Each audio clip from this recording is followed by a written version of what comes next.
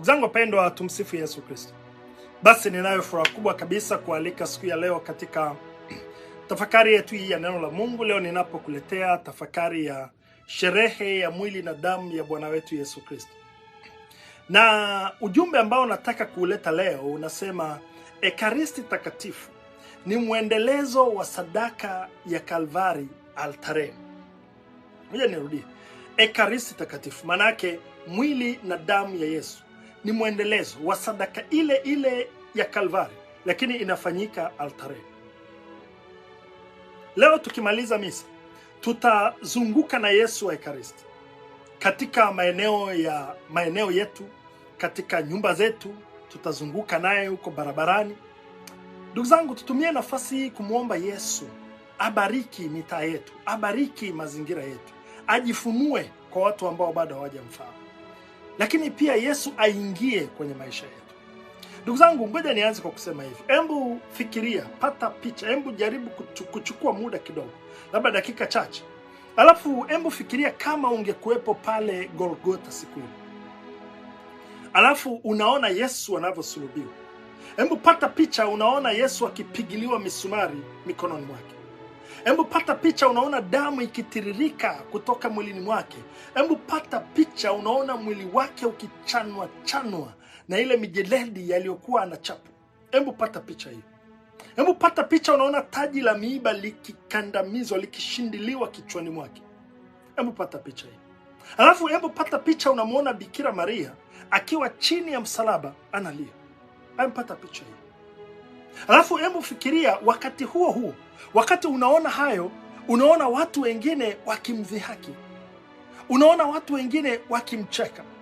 Unaona watu wengine wakimkashifu. Lakini pia unaona kuna wengine ambao wanalia kwa uchungu sana.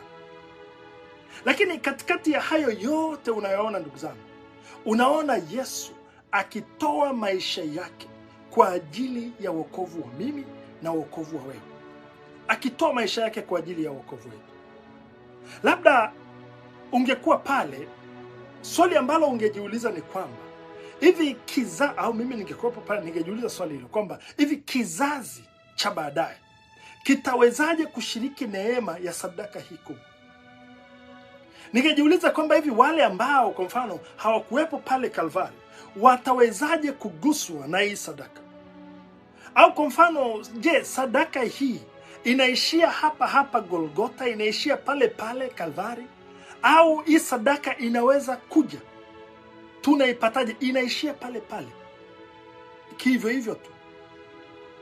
Ndugu zangu wapendwa, ndio maana Yesu usiku ule kabla ya kuteswa kwake, hakuliacha kanisa hivi. Aliliachia adhimisho ambalo ni mwendelezo wa sadaka ile ya Kalvari. Yesu aliliachia kanisa adhimisho ambalo ni mwendelezo wa sadaka ile ile ya Kalvari, adhimisho la karamu ya mwisho. Maana kwenye ile karamu ya mwisho, unajua Yesu alichukua mkate mkononi mwake. Alafu akachukua na kikombe cha divai. Alafu akatamka yale maneno ya consecration. Akasema, huu ndio mwili wangu utakaotolewa kwa ajili yenu. Akasema tena, hii ndiyo damu yangu itakayomwagika kwa ajili yenu. Yesu alizungumza maneno haya. Alafu akasema, fanyeni hivi kwa ukumbusho wangu. Ndugu zangu, hapo ndipo Ekaristi Takatifu ilipozaliwa. Hapo ndipo Ekaristi Takatifu ilipozaliwa. Hapo ndipo adhimisho la misa takatifu ambapo ndani yake tunapata Ekaristi Takatifu lilipozaliwa. Na tangu siku ile, ndugu zangu, kila misa takatifu, kila adhimisho la misa takatifu ni mwendelezo wa sadaka ya Kalvari inayofanyika altareni. Kila misa takatifu. Ndio maana ndugu zangu, leo tunapoadhimisha adhimisho hili la sherehe hii ya mwili na damu ya Yesu, tunaiadhimisha kwa heshima kubwa sana. Kwa sababu ndugu zangu, Ekaristi Takatifu sio ibada ya kawaida. Ekaristi Takatifu sio ibada ya kawaida, wala sio kumbukumbu ya kihistoria tu, wala Ekaristi Takatifu ndugu zangu sio ishara tu, Lakini ekaristi takatifu au adhimisho la ekaristi takatifu ni adhimisho, ni Kalvari inajirudia altareni kwa namna ya fumbo. Ndio maana yake, inajirudia. Kwa hiyo katika kila misa takatifu, kama ulikuwa hujui, sadaka ile ile ya msalaba inafanywa present mbele yetu. Ngoja nirudie.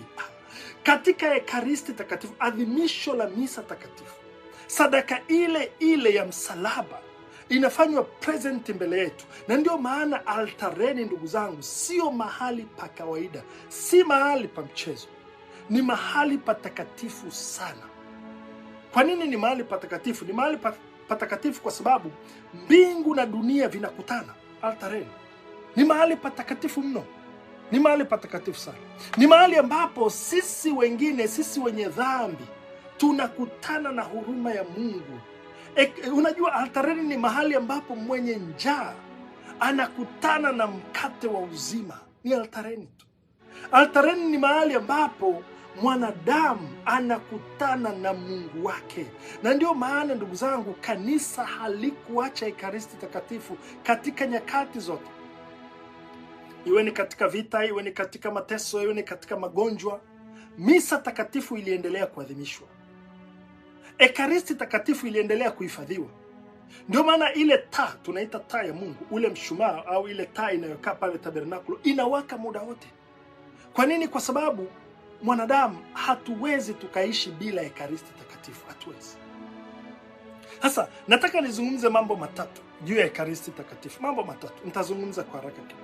Unajua, nafurahia kuongea juu ya ekaristi takatifu kwa sababu Mungu amenipa neema kama padre ya kuadhimisha ekaristi hii kila siku. Jambo la kwanza, ekaristi takatifu, ndugu zangu, au mwili na damu ya Yesu, maanake ndio maana ya ekaristi takatifu. Mwili na damu ya Yesu ni safari ya chakula cha mwanadamu katika jangwa la dunia hii. Ngoja nirudie. Ekaristi takatifu ni chakula cha safari ya mwanadamu katika jangwa la dunia hii. Unajua, tumesikia katika somo la kwanza kutoka Kumbukumbu la Torati, ile sura ya 8, mstari wa 2 mpaka wa 3 na mstari ule wa 14 mpaka wa 16. Musa anawakumbusha Waisraeli safari yao ya jangwani. Unajua, hii safari ya jangwani haikuwa ni safari rahisi hata kidogo. Haikuwa ni safari ya siku moja, au haikuwa ni safari ya siku mbili tu. Hapana. Ilikuwa ni safari ya miaka 40. Can you imagine? Miaka 40. Na kulikuwa na jua kali mchana, kulikuwa na baridi kali usiku, kulikuwa na njaa, kulikuwa na kiu, kulikuwa na hofu, kulikuwa na uchovu, kulikuwa na kutokuwa na uhakika wa kesho. Ilikuwa ni safari ngumu. Wana wa Israeli walikuwa wameondoka Misri, lakini walikuwa bado hawajafika katika nchi ya ahadi. Kwa hiyo walikuwa katika safari.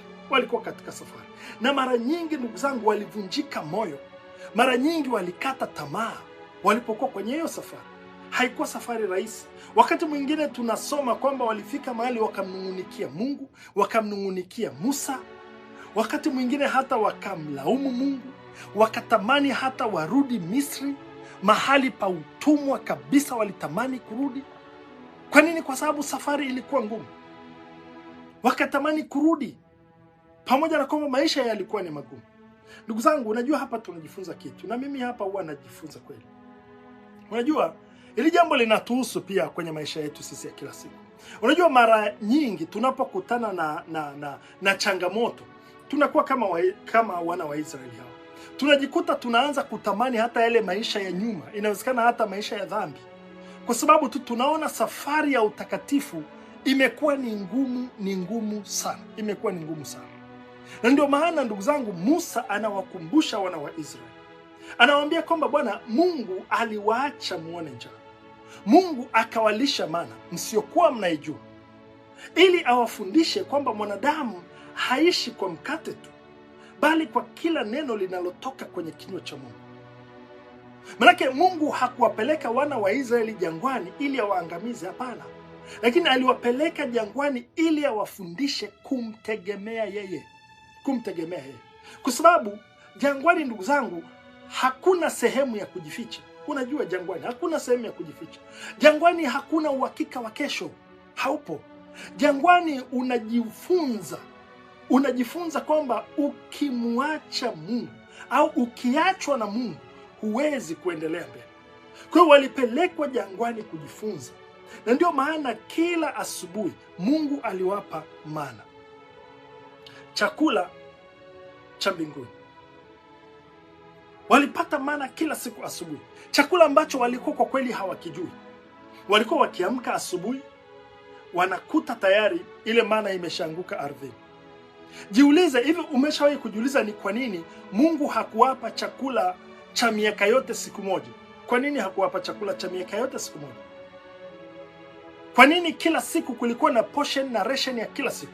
Ukienda kutunza ukajifanya kuficha ili ule tena kesho unakuta kimeharibika.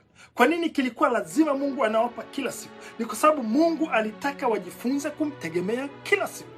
Kila siku wamtegemee kila siku. Ndugu zangu wapendwa, hii ni picha ya maisha yetu ya leo pia. Sisi sote ndugu zangu tuko safarini. Tunafahamu kabisa hii dunia sio makao yetu ya mwisho. Tunakwenda kwenye uzima wa milele. Lakini safari hii pia ndugu zangu ina majaribu, ina mambo mengi kweli kweli. Ina majaribu, ina maumivu, ina hofu, ina magonjwa, ina kukata tamaa, ina mapambano mengi sana ya kiroho. Unajua ndugu zangu, kuna watu wana nyumba nzuri sana lakini kwa kweli hawana amani. Kuna watu labda wana pesa lakini kwa kweli hawana ile furaha ya kweli, huioni ile furaha ya kweli. Hawana. Kuna watu labda wana followers wengi sana kwenye social media huku, wana followers wengi sana lakini ndani yao wana upweke mkubwa sana. Kwa nini? Kwa sababu moyo wa mwanadamu una njaa ambayo dunia haiwezi kuishibisha. Ni Mungu tu ndiye anaweza kuituliza, ni Mungu peke yake. Sasa watu wengi ndugu zangu, kwa kutokujua hilo, tunajikuta tunahangaika kutafuta hiyo furaha, ningeweza kusema sehemu isiyo sahihi. Labda tunatafuta wengine kwenye starehe, wengine tunaitafuta kwenye pombe, wengine tunaitafuta kwenye anasa, tunaitafuta labda kwenye social media, wengine tunaitafuta kwenye mahusiano, lakini ndani bado tunabaki watupu. Kwa nini? Kwa sababu hakuna kitu cha dunia kinachoweza kushibisha ile njaa ya moyo ya mwanadamu. Njaa ya moyo wa mwanadamu ni Mungu peke yake ndiye anaweza kushibisha. Ndio maana Yesu leo katika Injili anasimama na kusema, mimi ndimi mkate wa uzima ulioshuka kutoka mbinguni. Maana yake ni nini? Maana yake ni kwamba mana ya jangwani ilikuwa ni kivuli tu, lakini Ekaristi Takatifu ndiyo utimilifu wake. Ile mana iliwasaidia kuendelea na safari ya jangwani, lakini Ekaristi Takatifu ndugu zangu inatupa nguvu ya kuendelea na safari ya uzima wa milele. Ile mana ilishibisha tumbo kwa muda, lakini Ekaristi Takatifu inashibisha roho milele. Sasa ndugu zangu, leo Mungu hatupi mana tena. Anatupa mwana wake mwenyewe. Anatupa Yesu. Ndio maana ndugu zangu, tunapokuja misa takatifu, hatuji kwa sababu ni tradition tu. Tunapokuja misa takatifu ndugu zangu, hatuji kwa sababu ni Jumapili, kwamba ni lazima tuje misa takatifu Jumapili. Hatuji misa kwa sababu hiyo. Tunapokuja misa takatifu tunakuja kukutana na Kristo mwenyewe. Tunakuja kulishwa kwa neno lake. Tunakuja kulishwa na Yesu mwenyewe kwa Ekaristi Takatifu. Kwa sababu bila Ekaristi ndugu zangu, roho ya mwanadamu inaanza kudhoofika. Ndio maana Yesu mwenyewe alisema wazi, msipoula mwili wa mwana wa Adamu na kuinywa damu yake, hamna uzima ndani yenu. Ekaristi Takatifu ndugu zangu ni chakula cha safari yetu. Bila chakula hiki ndugu zangu tutachoka njiani. Bila chakula hiki tutakata tamaa njiani. Bila chakula hiki tutashindwa kupambana na majaribu yaliyoko hapa duniani. Nyie mnafahamu tuna majaribu mengi sana hapa duniani. Sasa bila Ekaristi Takatifu ndugu zangu tutashindwa kupambana na majaribu haya. Lakini yule anayelishwa na Kristo anapata nguvu ya kuendelea mbele. Hata katikati ya jangwa la maisha anapata nguvu ya kuendelea mbele. Kwa ndugu zangu, hilo ni jambo la kwanza, kwamba Ekaristi Takatifu ndugu zangu ni chakula cha Mkristo katika jangwa la hii dunia. Jambo la pili ambalo nataka kuzungumza ndugu zangu ni uwepo halisi wa Yesu katika Ekaristi Takatifu. Uwepo halisi wa Yesu katika mwili na damu yake takatifu. Unajua ndugu zangu, Ekaristi Takatifu sio ishara tu, wala Ekaristi Takatifu ndugu zangu sio mfano tu wa Yesu. Ekaristi Takatifu sio kumbukumbu tu, lakini Ekaristi Takatifu ndugu zangu ni Yesu mwenyewe. Ni mwili wa Yesu, damu yake, umungu wake na ubinadamu wake. Maana yake ni nini? Yesu yule aliyezaliwa Bethlehem, Yesu yule aliyefundisha Galilaya, Yesu yule aliyelia kaburini kwa Lazaro, Yesu yule aliyeteswa, Yesu yule aliyekufa msalabani, aliyefufuka, ndiye huyo yupo ndani ya Ekaristi Takatifu. Kwa hiyo unapoingia kanisani na kutazama tabernakulo, macho yako yanaweza yakaona mkate, lakini kwa imani tunaona uungu wake, tunaona umungu wake, umungu wa Kristo. Ndio maana ndugu zangu, na hiyo ndio maana ya imani kwa kweli, kwamba kwa macho ya kibinadamu tunaona mkate, lakini kwa macho ya imani tunamuona Kristo, Kristo aliye hai. Na ndio maana kanisa tangu mwanzo kabisa limekuwa na heshima kubwa sana kwa Ekaristi Takatifu. Ndio maana tunapiga magoti mbele ya tabernakulo. Ndio maana tunafanya Eucharistic adoration. Ndio maana leo tunafanya procession hii ya Corpus Christi. Ndio maana taa ile ya tabernakulo inawaka masaa 24. Kwa nini? Tunaamini kwamba Yesu yupo hai. Yupo hai na yupo kweli katika maumbo ya mkate na divai. Unajua, mimi wakati mwingine huwa ninawaza hivi, kwamba ninawaza hivi, kama kweli tungeelewa kwamba Yesu yupo hapa, mimi ninafikiri makanisa yetu yangekuwa yanajaa misa za wiki na misa zote za Jumapili, yangekuwa yanajaa sana. Mimi naamini makanisa yetu yangekuwa tofauti sana. Tungeingia kwa utulivu mkubwa. Nafikiri tungeacha mazoea yale yasiyo ya lazima tunapokwenda kanisani. Nafikiri tungeelewa hili ndugu zangu, tungepiga magoti kwa heshima sana mbele ya Ekaristi Takatifu. Tungeelewa hili ndugu zangu, tungekaa mbele yake hata dakika chache tu kila siku, tungekaa mbele yake. Kwa nini? Kwa sababu ndugu zangu, ukweli ni huu, kwamba hakuna ambaye amebaki amekaa mbele ya Yesu wa Ekaristi Takatifu akabaki vile vile, kwa sababu Ekaristi Takatifu ina nguvu. Ina nguvu ya kubadilisha moyo, ina nguvu ya kumbadilisha mwanadamu. Ekaristi Takatifu. Ndugu zangu wapendwa, watu wengi sana leo hii, kama nilivyosema, wanatafuta amani kwenye mambo ambayo hayatawapa amani. Wanatafuta amani kwenye starehe, kwenye safari, kwenye burudani, kama nilivyosema, kwenye social media, wanatafuta amani huko. Lakini ndugu zangu, kumbuka jambo hili, kwamba amani ya kweli kabisa ndugu zangu, inaanzia kwa Yesu. Amani ya kweli inaanzia kwa Yesu. Unajua, kuna machozi ambayo yanafutwa mbele ya tabernakulo. Kuna machozi, kuna majeraha ya moyo ambayo yanapona tunapokuwa mbele ya Yesu. Tunapokuwa mbele ya Yesu, kuna wito wa kipadri unaozaliwa pale. Kuna wito wa kitawa unazaliwa pale. Kuna ndoa zinapona na kupata nguvu ya kuendelea tunapokuwa mbele ya Ekaristi Takatifu. Unajua, ngoja niseme hivi, tabernakulo sio mahali pa kuhifadhi mkate, ni mahali pa kumhifadhi Yesu, Kristo aliye hai. Askofu Fulton Sheen, napenda sana, anasemaga hivi, anasema kwamba tunapoteza nguvu nyingi sana wakati mwingine za kiroho, kwa sababu hatutengi muda wa kukaa mbele ya Yesu, mbele ya tabernakulo. Tunapoteza nguvu nyingi sana. Tunatumia muda mwingi sana kwenye simu, lakini tunatumia muda mchache sana mbele ya Yesu wa Ekaristi. Tunatumia muda mwingi sana kwenye television.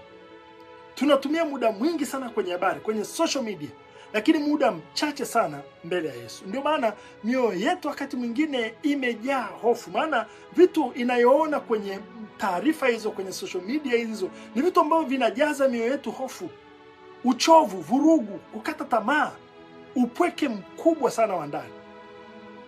Ndugu zangu, leo Yesu anatualika anatualika tena, anasema rudini kwangu. Rudi mbele ya Ekaristi Takatifu, rudi mbele ya tabernakulo, rudi mbele ya uwepo wangu. Yesu anatualika leo, ndugu zangu, turudi. Hatujachelewa bado, turudi, kwa sababu hakuna anayekaa karibu na Yesu na kubaki gizani. Huyo hamna, kwa sababu aliye karibu na Ekaristi Takatifu pole pole moyo wake unaanza kubadilika. Aliye karibu na Ekaristi Takatifu pole pole maisha yake yanaanza kutakaswa. Aliye karibu na Ekaristi Takatifu pole pole roho yake inaanza kupata amani ya kweli. Aliye karibu na Ekaristi Takatifu. Nimalizie jambo la tatu, kwamba tunapopokea Ekaristi Takatifu, tunapokea Ekaristi Takatifu ili tuwe sadaka kwa ajili ya wengine. Ndugu zangu, hii ni pointi muhimu sana. Tunapokea Ekaristi Takatifu ili tuwe sadaka kwa ajili ya wengine. Tumesikia katika somo la pili kutoka kwenye barua ya Mtakatifu Paulo kwa Wakorintho wa kwanza, ile barua ya kwanza, ile sura ya 10 mstari wa 16 mpaka wa 17. Mtume Paulo anasema maneno mazuri sana. Anasema kwa kuwa mkate ni mmoja. Kwenye hii Wakorintho anasema kwa kuwa mkate ni mmoja, sisi tulio wengi tu mwili mmoja. Napenda sana. Kwa kuwa mkate ni mmoja, sisi tulio wengi tu mwili mmoja. Ndugu zangu, haya ni maneno mafupi sana, lakini yana ujumbe, yana mafundisho mazito na makubwa sana. Kwamba Mtume Paulo anatuambia kwamba tunaposhiriki mkate mmoja ambao ni Kristo, tunakuwa familia moja ndani yake. Maana yake ni kwamba Ekaristi haituunganishi tu na Yesu peke yake. Hapana. Lakini Ekaristi Takatifu inatuunganisha sisi kwa sisi. Inatuunganisha sisi kwa sisi. Ndio maana huwezi kupokea Ekaristi Takatifu altareni, huwezi kumpokea Kristo altareni, alafu ukamdharau Kristo kwa masikini. Huwezi kupiga magoti mbele ya tabernakulo, alafu ukashindwa kuinama kumsaidia anayeteseka. Itakuwa ni contradiction. Huwezi kusema amina wakati wa komunyo unapoulizwa mwili wa Kristo. Unasema amina, alafu unaendelea kuishi maisha yaliyojaa chuki, unaendelea kuishi maisha yenye majivuno, maisha yenye ubinafsi, yenye kutokusamehe. Ni contradiction. Kwa nini? Kwa sababu Ekaristi Takatifu lazima ibadilishe moyo wa mwanadamu. Ndicho kitu inachofanya. Mother Teresa wa Calcutta aliwahi kusema, akasema kwamba ninawaona masikini kama mwendelezo wa mwili wa Kristo katika Ekaristi Takatifu. Akisema anawaona maskini kama mwendelezo wa mwili wa Kristo katika Ekaristi Takatifu. Ndio maana aliwabeba wagonjwa waliokuwa wanakufa njiani. Anawaona ni mwendelezo wa mwili wa Kristo katika Ekaristi Takatifu. Ndio maana aliwagusa waliokuwa wamejaa vidonda, aliwahudumia waliokuwa wametelekezwa na dunia. Kwa nini? Kwa sababu alikuwa anamuona Yesu ndani yao. Anamuona Yesu ndani yao. Alielewa kuwa Kristo tunayempokea altareni, Kristo tunayempokea altareni ndiye yule tunayekutana naye kwa maskini. Alielewa hilo. Kristo tunayempokea altareni ndio yule tunayekutana naye kwa wagonjwa. Kristo tunayempokea altareni ndio yule tunayekutana naye kwa wenye huzuni, kwa waliokata tamaa. Ndugu zangu, hii ndiyo nguvu ya Ekaristi Takatifu. Kwamba ukikaa muda mrefu mbele ya Yesu wa Ekaristi Takatifu, utaanza kuona dunia kwa macho ya Kristo. Ukikaa muda mrefu mbele ya Ekaristi Takatifu, utaanza kuona aliye maskini, utamuona sio mzigo tena. Yule aliye maskini hutamuona kama ni mzigo, utamuona ni ndugu. Utamuona ni ndugu. Ukikaa mbele ya Ekaristi Takatifu, hutamuona mgonjwa kama kero, lakini utaona kama ni Kristo anayeteseka. Ukikaa mbele ya Ekaristi, aliyekukosea utamuona sio adui, bali ni mtu anayehitaji kuhurumiwa. Ndio maana yake. Unajua kuna msemo mmoja mzuri sana unasema, you become what you eat. Unakuwa kile unachokula. Kwa hiyo tunakula mwili wa Yesu uliotolewa ili sisi tuwe mwili unaotolewa kwa ajili ya wengine. Maana tuna yale maneno ya consecration yanasema, twaeni, huu ndio mwili wangu uliotolewa kwa ajili yenu. Kwa Kwa hiyo tunakula mwili wa Yesu ambao umetolewa ili sisi tuwe mwili unaotolewa kwa ajili ya wengine. Tunakunywa damu ya Yesu iliyomwagika ili sisi tuwe maisha yanayomwagika kwa ajili ya wengine. Ndio maana yake. Ndio maana Ekaristi Takatifu, ndugu zangu, haiwezi kubaki altareni tu. Lazima ishuke kwenye maisha yetu ya kila siku. Ishuke kwenye maisha yetu ya kila siku.